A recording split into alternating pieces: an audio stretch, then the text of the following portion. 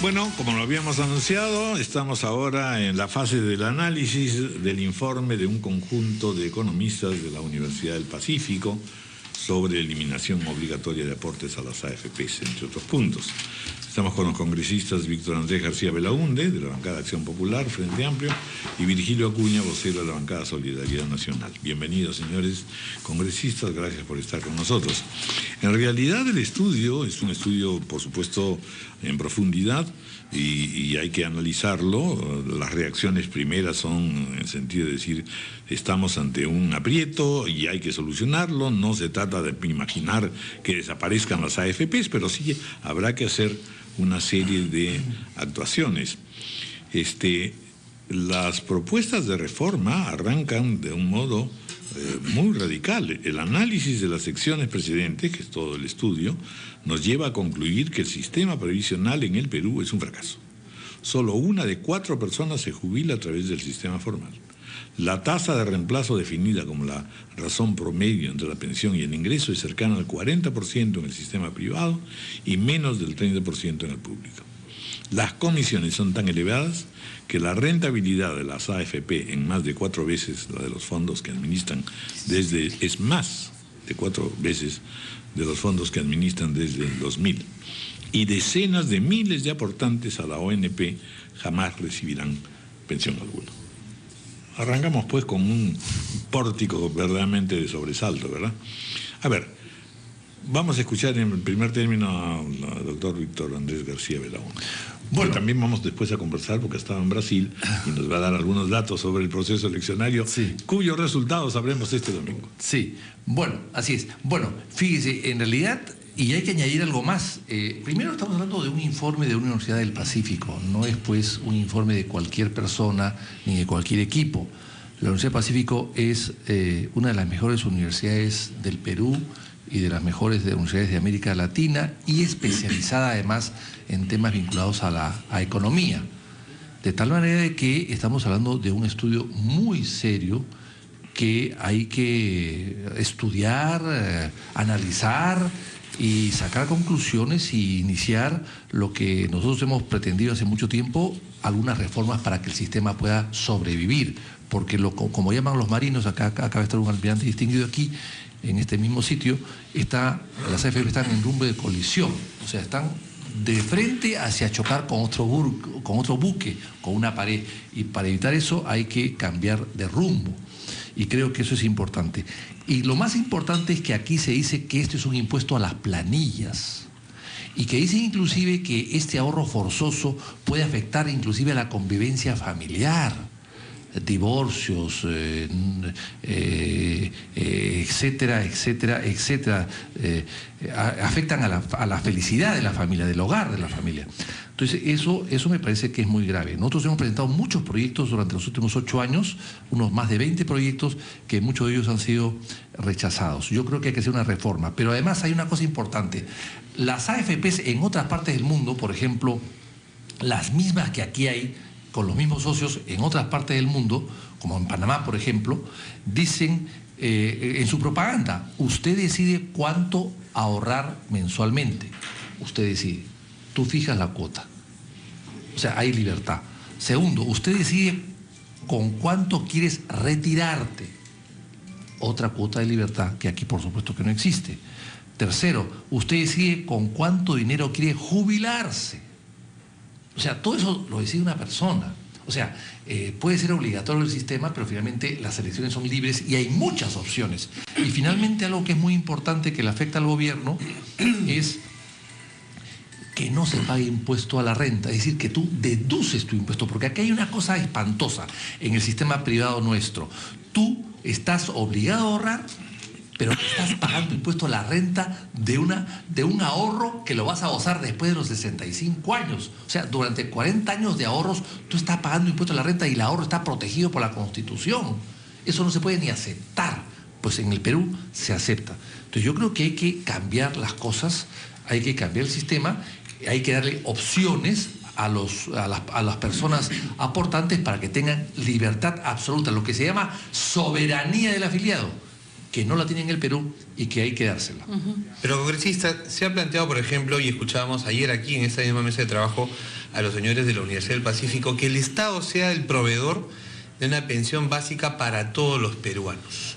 Una pensión mínima de sobrevivencia y que luego cada uno contrate de acuerdo a los productos que se vayan a generar el seguro que más le convenga. Pero si ahora mismo con un sistema que es obligatorio solamente está cubierto el sector formal, imagínense lo que va a pasar luego. Va a haber muy poca gente que de iniciativa propia se cubra de esa manera.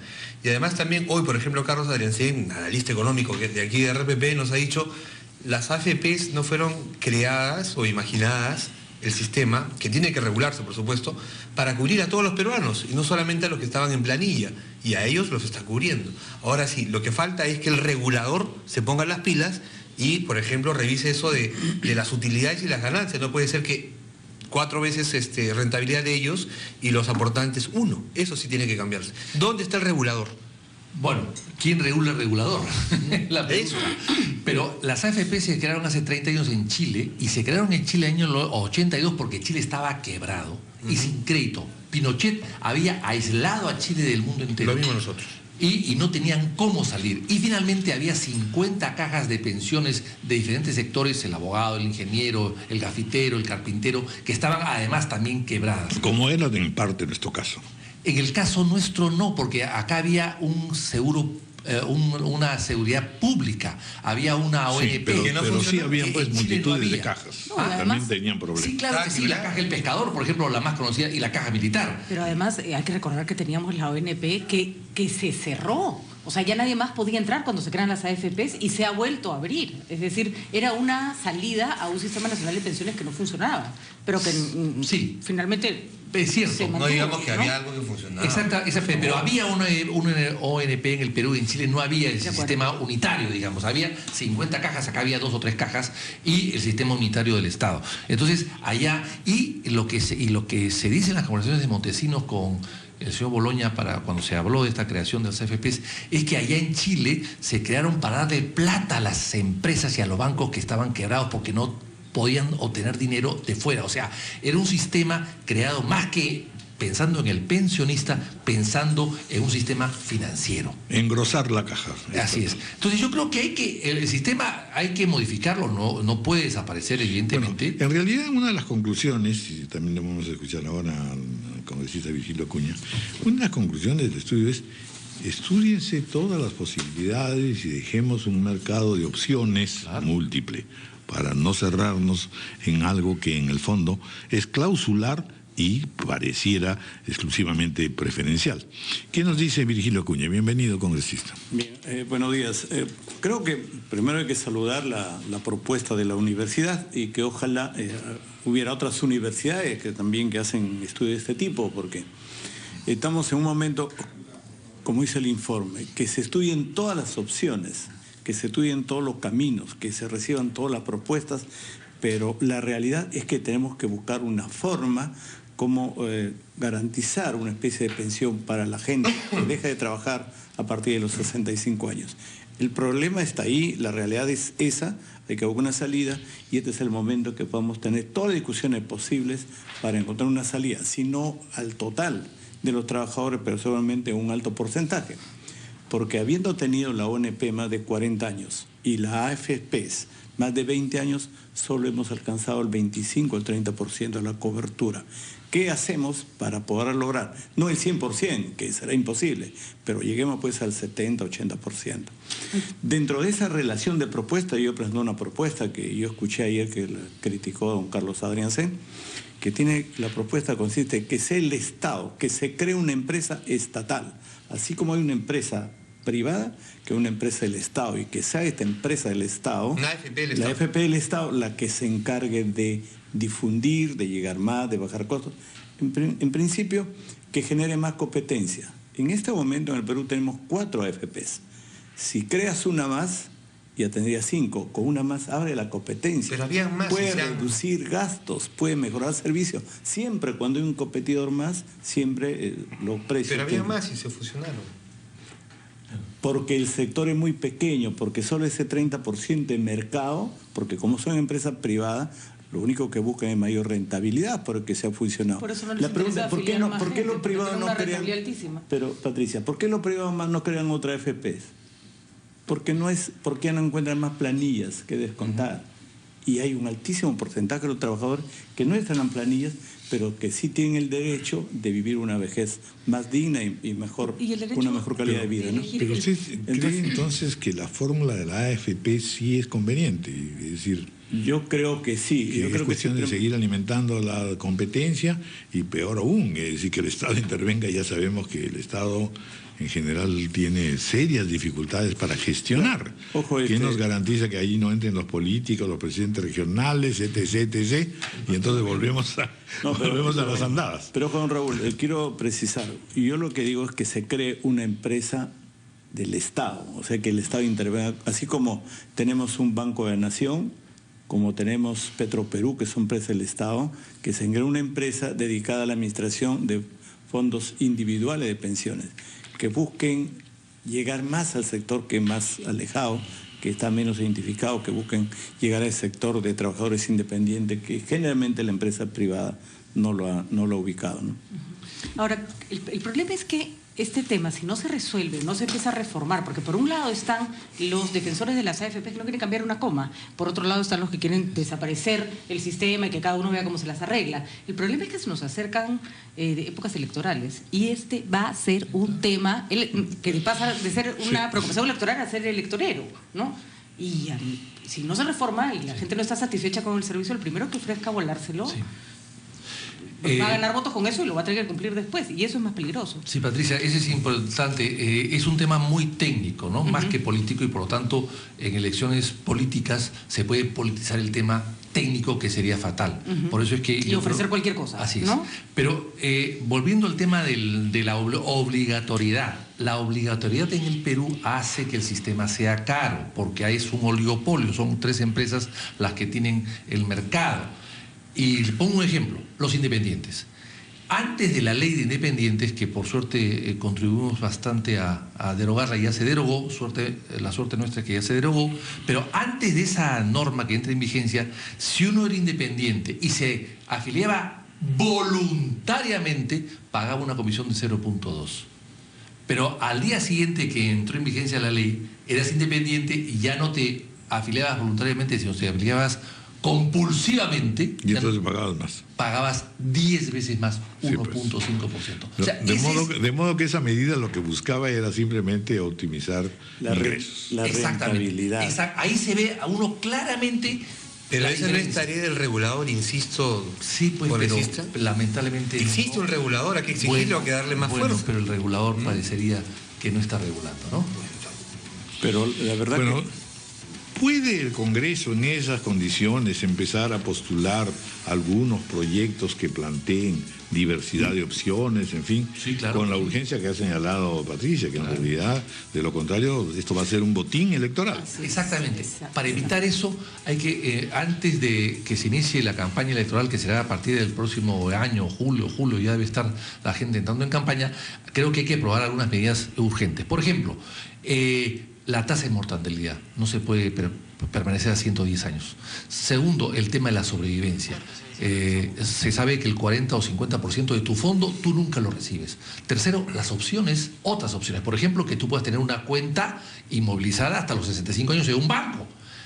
Ahí hemos visto el otro día un artículo de una persona muy joven y también muy técnica que dice que el sistema público, después de 30 años de aportes o 20 años de aportes, te da 400 soles. Y ese mismo aporte, en sueldo mínimo, le da a un afiliado privado 122 soles. Está publicado en el diario de gestión. Sí. Entonces, y eso son cifras irrebatibles. Entonces, hay que modificar el sistema en cuanto a la tasa de mortalidad, en cuanto a la sobrevivencia, en cuanto a la disposición de tu dinero cuando tú quieras y tú necesites, la competencia a través de los bancos o cajas de ahorros, etcétera, otros mecanismos, y que tú puedas invertir inclusive un AFP en el extranjero. O sea, hoy día hay Alianza del Pacífico, hay el TLC con Estados Unidos. O sea, tú puedes tener otras opciones. Eso también lo menciona el estudio.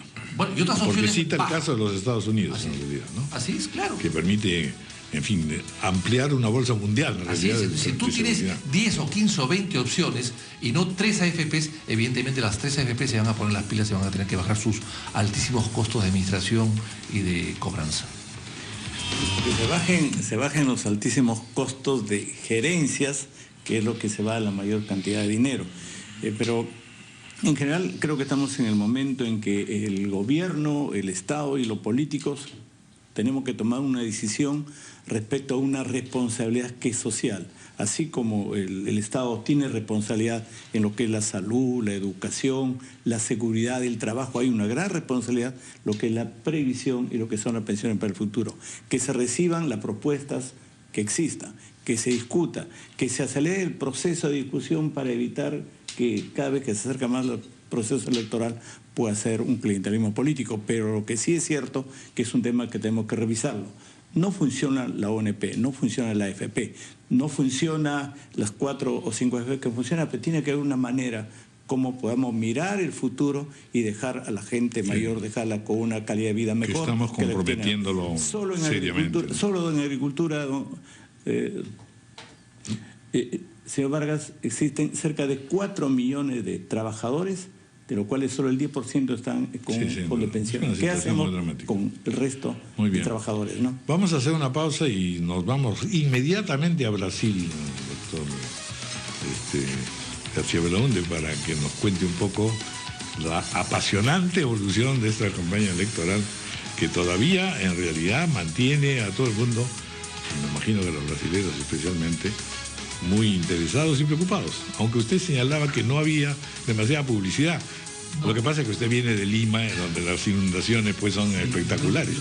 Se ha mal acostumbrado. Yo me pasé de Lima a Brasil en plena campaña, aquí municipal y allá general, y hemos visto una gran diferencia. Una gran diferencia. Hacemos una pausa. El número de puntos de vista y de posiciones. Mañana estarán aquí representantes de las AFPs, pero aprovecho la oportunidad de que está el congresista Víctor Andrés García Belaúnde para que nos cuente un poco este impresionante final electoral. Sí, bueno, hay una segunda vuelta en realidad. Hay una segunda vuelta en Brasil que se va a llevar a cabo en los próximos días, y hay un candidato como Aécio Neves, que es pariente de Tancredo Neves. Y que es una figura fulgurante. Así es, muy atractiva. Y Tancredo Neves gobernó 37 días nada más, menos que el Papa Juan Pablo I, ¿no?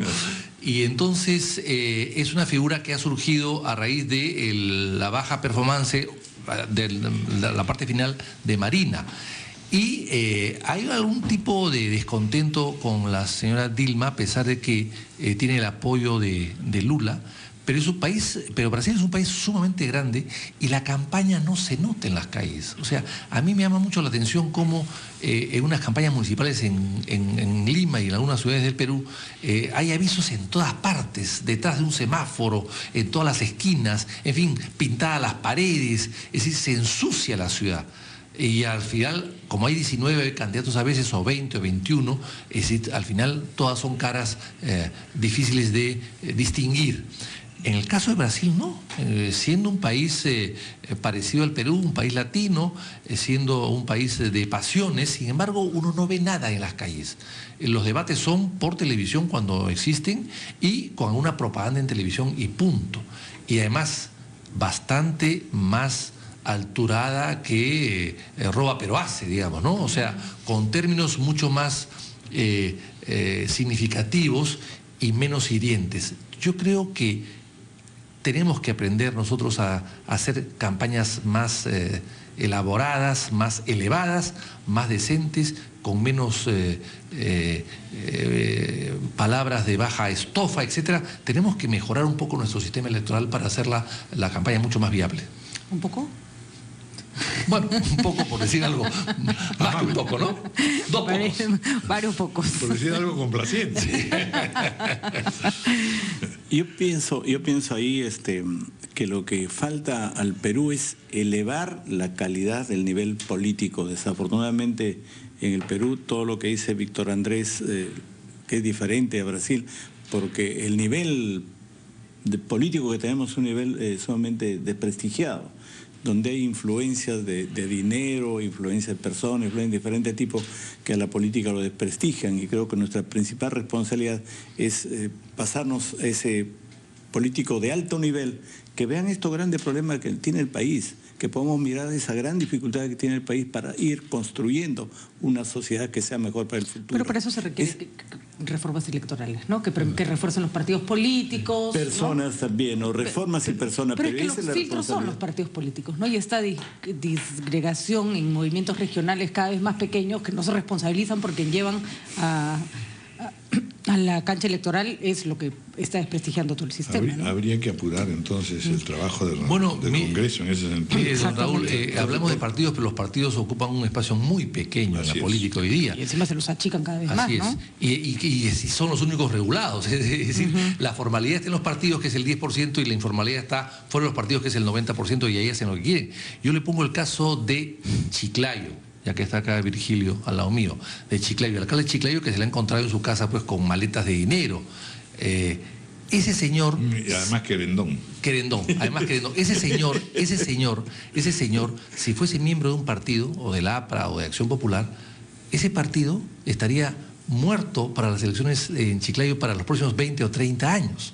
Pero como es un independiente, ¿quién responde por él? No hay partido. Bueno, pero esa reforma, congresistas, pero, no porque esa reforma... igual pasaba en Ancash. No, sí, pero esa reforma del sistema electoral les corresponde a los congresistas, a ustedes. La jefa del gabinete ministerial se los ha recordado hace un momento, y ella misma como congresista también ha dicho que ese es, en vez de estar perdiendo el tiempo en otras cosas, esa es una tarea urgente del Congreso, y además de discutirlo acá deberían hacerlo en el Parlamento. Aquí la opción es o hablamos de las elecciones o hablamos de Óscar López Méndez. Y no puede ser. Claro, exactamente. Pero yo creo que es interesante lo que aquí se dice, muy interesante. Pero también hay que recordar que el gobierno tiene una cuota de responsabilidad e iniciativa para hacer los cambios, y también los órganos electorales. Porque finalmente en el Parlamento hay que presionar al Parlamento, por supuesto que sí, pero en el Parlamento refleja un poco lo que pasa afuera. Los partidos están en minoría. Muy bien. Bueno, muchísimas gracias por haber estado presentes. Ya tenemos que cerrar la primera hora de Ampliación de Noticias.